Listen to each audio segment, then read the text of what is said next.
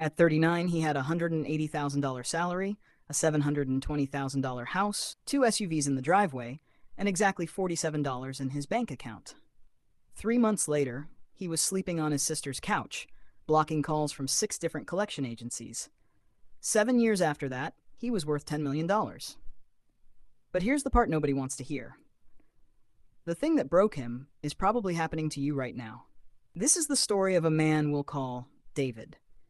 David isn't one person. He's a composite built from real bankruptcy records, real financial patterns, and real recovery data from the United States. This case study represents real financial patterns and real-world data. Every number you'll hear is verified or clearly labeled as estimated. Because in 2025, more than 574,000 Americans filed for bankruptcy, the highest number in years, and most of them looked exactly like David before he crashed. Successful, employed, respected, and silently drowning. David grew up in a modest suburb outside Phoenix, Arizona. His father was a mechanic. His mother worked the register at a grocery store. Combined, they earned about $58,000 a year, below the current U.S. median household income of $80,610. David was smart. He got into a state university on partial scholarship. He graduated with a marketing degree and $34,000 in student loan debt, which is very close to today's national average. By 32, he was crushing it. Marketing director at a mid-sized tech company. Salary, $135,000. Bonuses pushing him past $160,000 in good years. By every visible standard, he had made it. But here's a question worth pausing on. If a man earning nearly twice the American median can still go bankrupt, what does that say about the rest of us? The first crack appeared in 2019. David got married. Wedding cost $38,000, right around the current U.S. average, paid mostly on credit. Then came the house. $720,000 30-year mortgage. At today's average mortgage rate of 6.55%, that's a monthly payment of roughly $4,100, before taxes, before insurance, before anything else. 2 SUVs, financed, $1,300 a month combined. A boat, because Arizona summers, right? Another $480 a month. Private school for the kids, $22,000 a year. Vacations, $8,000 a year. Restaurants, subscriptions, gadgets, gifts, another $1,200 a month easily. On paper, he was earning $180,000. In reality, he was spending $184,000. And this is the exact trap that's silently destroying millions of middle-class Americans right now. Credit card balances started climbing. First $8,000, then $22,000, then $41,000. Interest rates between 22% and 27%, right around the current national average. Here's where it stops being David's story and starts becoming a warning. According to LendingTree, the average American cardholder with unpaid balances now carries $7,886 in credit card debt. Excluding mortgages, the average American now owes over $105,000. Read that number again. $105,000 per person. And here's the part that hurts. 49% of Americans in a 2025 NerdWallet study said credit card debt now feels normal. That's not a financial crisis, that's a cultural surrender. David wasn't stupid, David was normal. And that is what nobody wants to admit. Then came 2022. Interest rates jumped. His variable rate credit lines exploded. His mortgage stayed the same, but everything else, groceries, gas, insurance, climbed faster than his salary. By late 2023, U.S. inflation had eaten roughly 20% of his real purchasing power over 3 years. His paycheck said $180,000. His life felt like $140,000. Then his company restructured. His bonus disappeared. 6 months later, so did his job. Severance covered 2 months. His emergency fund? He didn't have one. According to Bankrate, 59% of Americans can't cover a $1,000 emergency. David couldn't cover $4,000. He tried to sell the house. But between the mortgage balance, closing costs, and the market slowdown, he'd walk away with almost nothing. He tried to refinance. Rejected. He tried a personal loan. Rejected. He tried to consolidate credit card debt. The offers he got had interest rates worse than what he already had. His wife left in the spring. She said it wasn't about the money. It's always about the money. He filed Chapter 7 bankruptcy in October. He was one of nearly 534,000 Americans to do so that year. That's the couch.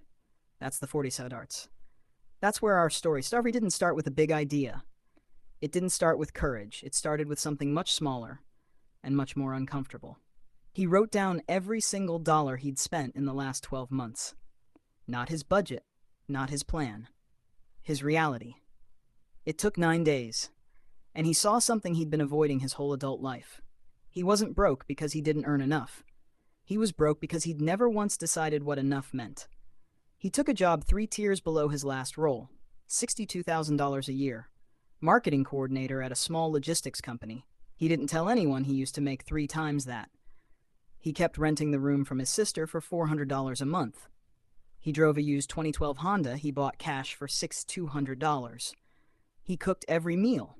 He cut every subscription except one, a $12 accounting software.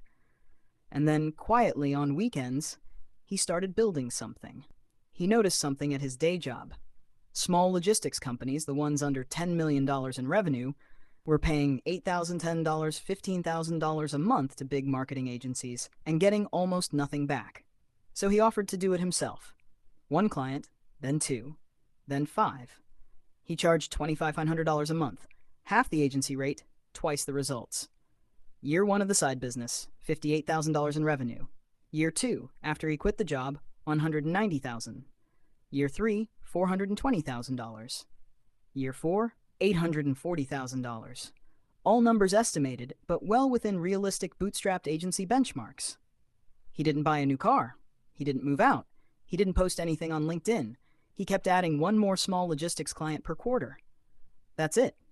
By year 6, the agency had 34 clients, 11 employees, and after taxes and reinvestment, put roughly $1.3 million a year into his personal accounts. By year 7, when we say he was worth $10 million, most of that number was the business itself, valued at a modest 4x earnings multiple, which is standard for a marketing agency of that size. He still drives a used car. He owns a small 3-bedroom house, paid cash $340,000 in a city with a lower cost of living than Phoenix. He doesn't own a boat. He doesn't want one. So what actually saved him? Not luck, not intelligence, not motivation. 4 unglamorous truths. 1. The size of your paycheck means nothing. The gap between what you earn and what you spend is everything. David earning $180,000 was more broke than the janitor at his old office earning $42,000 with no debt. 2. Lifestyle inflation is the single most dangerous force in personal finance.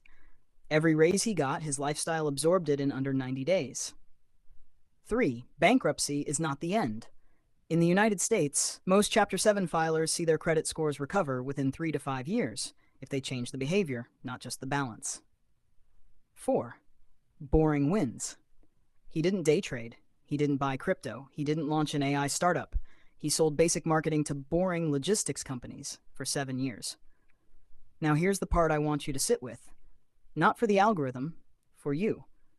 If David, with a $180,000 salary, a supportive family, a good career, and no addiction, no gambling, no disaster, could still end up sleeping on a couch with $47 to his name, then what exactly are you 1 bad quarter, 1 job loss, 1 medical bill away from? Look at your last 3 months of spending. Not your budget, not your intention. Your reality. If the gap scares you, good. That fear is the most valuable thing David ever felt. Because the difference between the couch and the 10 million wasn't talent. It wasn't income. It wasn't luck.